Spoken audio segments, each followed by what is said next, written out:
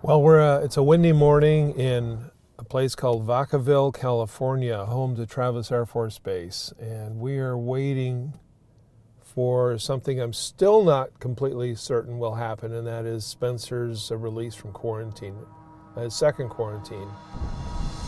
At the Japanese port of Yokohama, 3,711 people, including 428 Americans, are quarantined on the Diamond Princess. The alert was raised when an 80-year-old from Hong Kong tested positive for the virus. On board the Diamond Princess, health officials cautiously removed another 41 people. The outbreak aboard a cruise ship in Japan is getting worse, with more than 130 cases confirmed. New numbers coming in. This cruise ship now has the highest concentration of confirmed cases of the virus outside of China. The roller coaster between the start of that and today has been dramatic, of course, and so I'm unusually nervous right now because I've just really been looking forward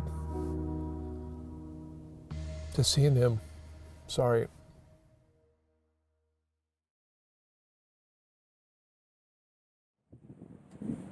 Hello everyone, I'm coming to you from Yokohama, Japan on board the Diamond Princess.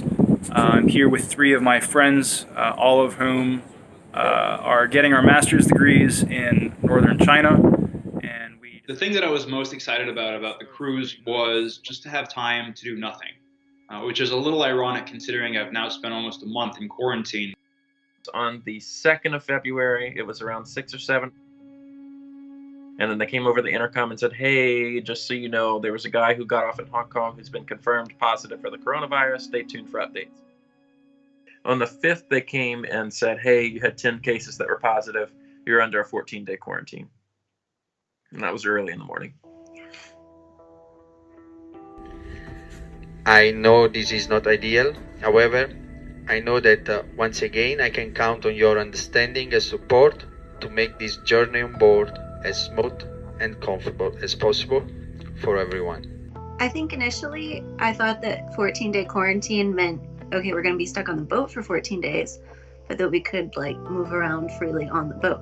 And then it came out that we were going to be stuck in our rooms for 14 days. And that was a whole nother story. We had a complete lack of control over the situation.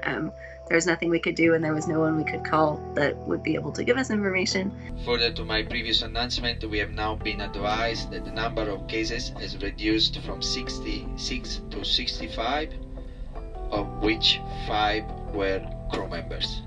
We are currently in the process of disembarking these guests and crew to medical facilities ashore. Do you know the story about the beard thing? I don't have a beard. I never have had a beard. But the moment Spencer told me in Yokohama that they were going to be quarantined for 14 days, he told me that, and I said, well, okay, here's what we're going to do. Your brother and your brother-in-law and me, we're not going to shave until you come back home to Canada. And of course, right after that, I thought, oh, I shouldn't have said that. But then you can't take that back. So we've had this solidarity thing going on for a couple of weeks, and then another couple of weeks. So I'll be happy to shave this with Spencer very soon. I'm making this video just as a way of saying hi, saying I love you to my family and friends. The first half of my quarantine on the ship, I was very much a champion for this quarantine being a success. I was a champion for the Japanese health authorities, for Princess Cruises, and so when I received this letter from the CDC that said, stay in your room, everything will be fine, I believed it. And so day 9 rolls around, there's no mention of new passengers testing positive. We just got our first update from the morning from the captain about an hour ago, and he did not say anything about new cases being reported, so that's great news. Same thing on day 10. One step closer to hopefully being able to disembark early. But the point in time that I realized just how off I was, how wrong I was actually about 15 seconds before a live televised interview 67 new people have tested positive for the coronavirus on the Diamond Princess. Did you just say that there are 67 new cases? Is that what I heard? That's what we're reporting on CBC this morning. Yes, sir.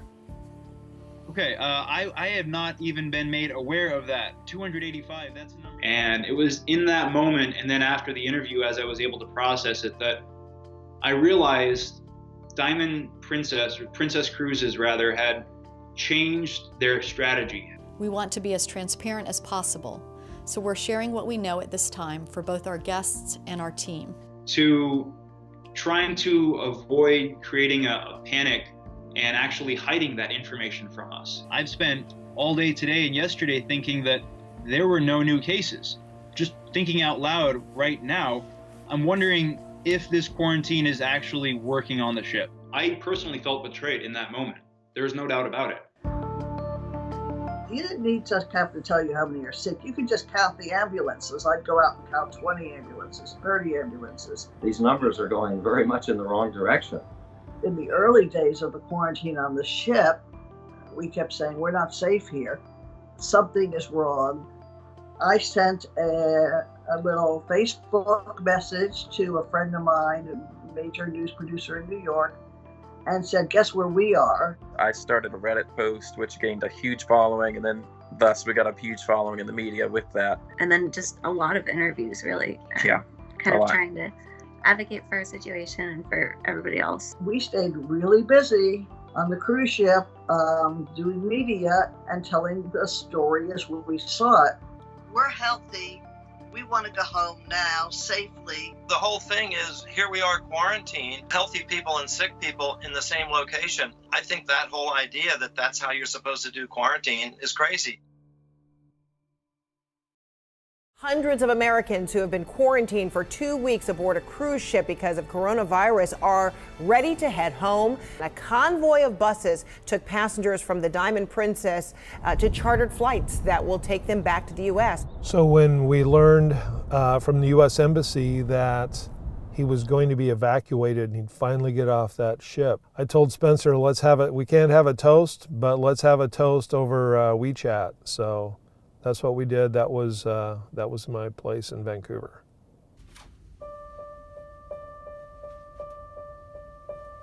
I can't tell you how nice it was when the task force arrived to see people from the U.S. And to hear like the doctor standing, the doctor standing outside the tunnel. They had like a big giant blue tunnel basically going out of the boat. And the doctor standing outside the tunnel, kind of directing us to where we were supposed to go, was from Alabama, so it was kind of nice to hear some southern accents. We just spent the last 6 hours on a bus that should have only taken 20 minutes. You can see there's a 747 behind me. I'm hoping to get on it and hoping to be in good old US of A here in about 12, 13 hours.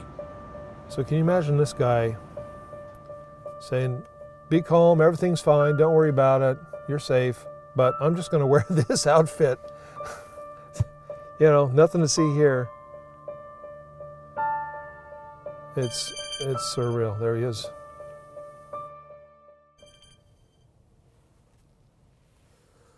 Mr. Spencer. Hey there. Hey, are you on the way? No, not yet.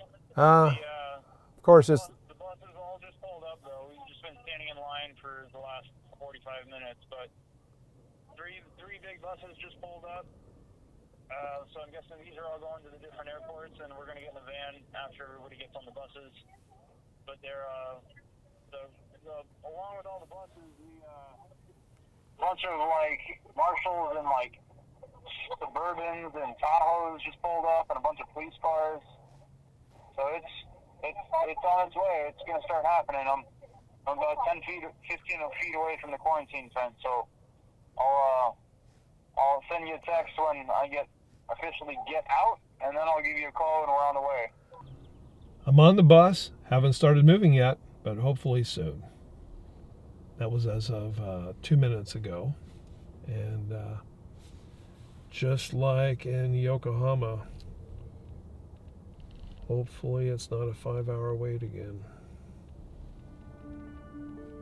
The flights were not supposed to include any passengers affected by the coronavirus. 14 of those Americans tested positive for the virus. We actually didn't know about the 14 passengers until we landed in Texas. No one was told until we landed. All we knew is we're sitting on the buses for hours and hours and hours in the rain.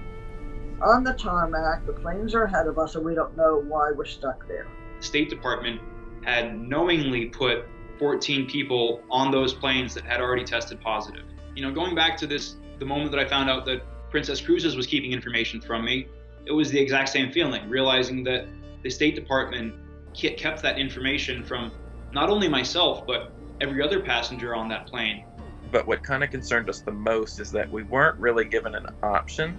It was, hey, if you don't get on this plane, you don't come back until, quote unquote, a period of time. And, you know, now that we're here on hindsight on everything, we're really glad that we came. Really, really glad.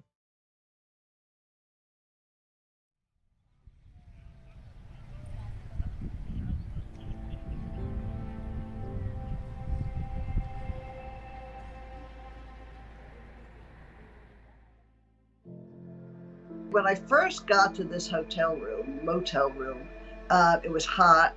There was a leak in the bathroom. The floor was slick. I slipped on it. And after that long flight and everything we'd been through, I just lost it. I had a tantrum worthy of one of my 2-year-old grandchildren and said, I am not staying here. Get me out of here. I know you have to go up pretty high. Yeah, it's going to be on par. I think you can tell when you're there when it comes out my ear. We adapted. We've adapted to the routine, to the rules. They really run a very, very strict quarantine here. They know what they're doing. Things could be a whole lot worse.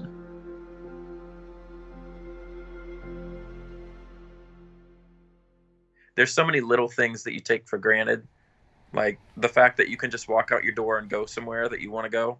And you realize that whenever you're stuck in a room for almost 2 months or however long it's 24 days now. Yeah. We're ready to get out. The policies done on the Diamond Princess proved wrong. We can't let that happen again. And the psychological impact has to be taken into consideration as much as the sickness. And so, you know, it is different than the flu. It's so contagious. We don't even know how it spreads yet.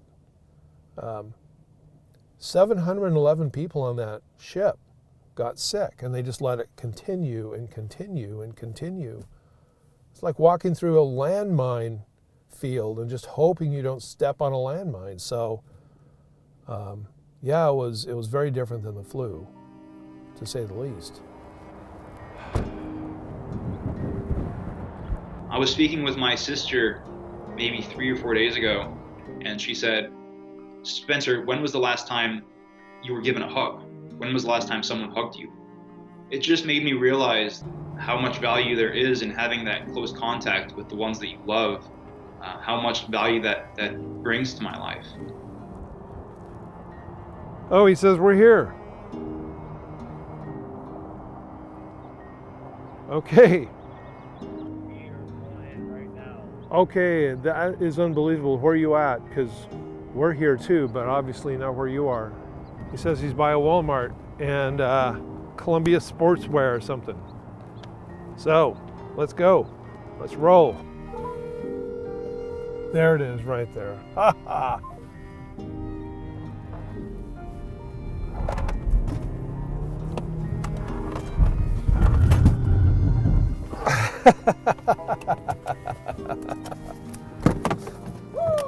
Oh yeah! All right! That is awesome, man! So good to see you. Oh jeez, is that you? There's me. Those yeah. are... Telling me, is that you? Oh, what? Oh my gosh, a freaking dude. old man here. Oh What my the gosh. heck? That is thick. I was not ready for that. Oh man. To be able to give my dad a hug when he got out of the car was. Somebody's driving up here though. I didn't want to let go. I know, right? Crap.